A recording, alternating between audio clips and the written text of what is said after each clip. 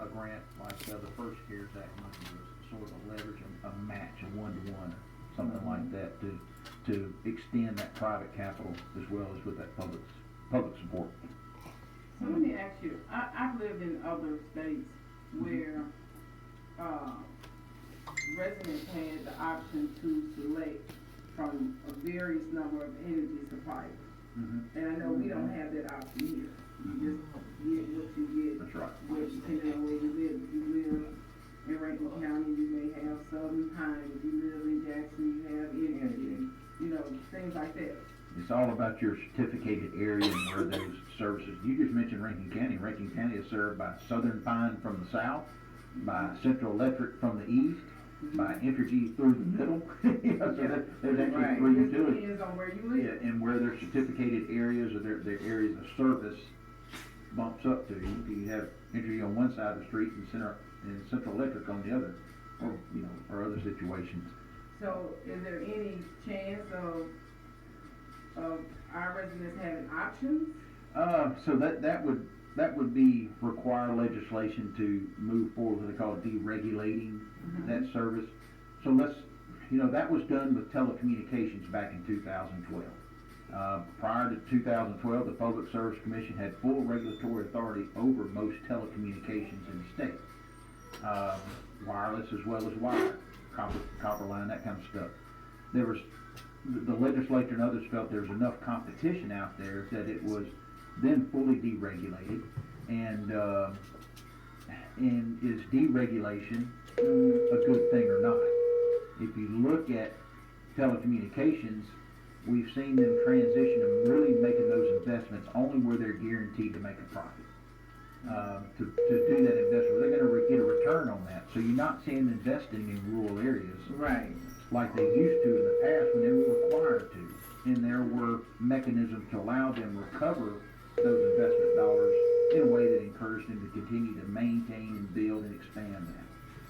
One reason now, so many areas are unserved. I don't want to see us get in that situation on electricity. That is certainly critical. Already, we have some of the facts and figures you may have seen. About 13% of Mississippians are not connected to a community water supply. So that's about 380,000 Mississippians that are dependent on a well in their backyard or some type of water self-supply situation. Because of, not saying it's deregulated, but it's just based on how far they want to expand their service. Right. And Mississippi being fully regulated in the electricity sector, for the most part, everybody can be assured they have access somewhere to electricity. They will be provided. So that requires some type of legislative mechanism to deregulate and allow competition. But we have these utilities that are invested, that are vertically integrated from generation to transmission to the substations to the distribution network out there. It's then how do you partial ownership over that, and if they have a lot of, you don't want to create stranded assets on those guys, investments they've made and never be able to recoup from it. And also, another concern I have as an individual representing constituents out there, you think about systems that are deregulated, where there is customer competition, and I like to just throw these out there, say satellite TV, Dish, DirecTV, others, and they get competitive. And if you ever looked at the contracts when you sign up for one of those, the policies and stuff, and they're just pages and pages and pages and pages of fine print. That's what I feel like we could potentially get into when you start having 2 or 3 or more potential electricity providers saying, hey, I'll cut you a deal, I'll sell you electricity at 6 cents a kilowatt hour for the first 6 months, and then it goes up to market prices afterwards.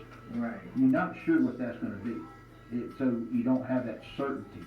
And we've seen a lot of that in states that do have that type of, those types of choices out there. Yes, there are some great deals out there, but if you don't be cognizant or mind your P's and Q's of where you are, you could all of a sudden then find yourself paying rates of 20 cents a kilowatt hour.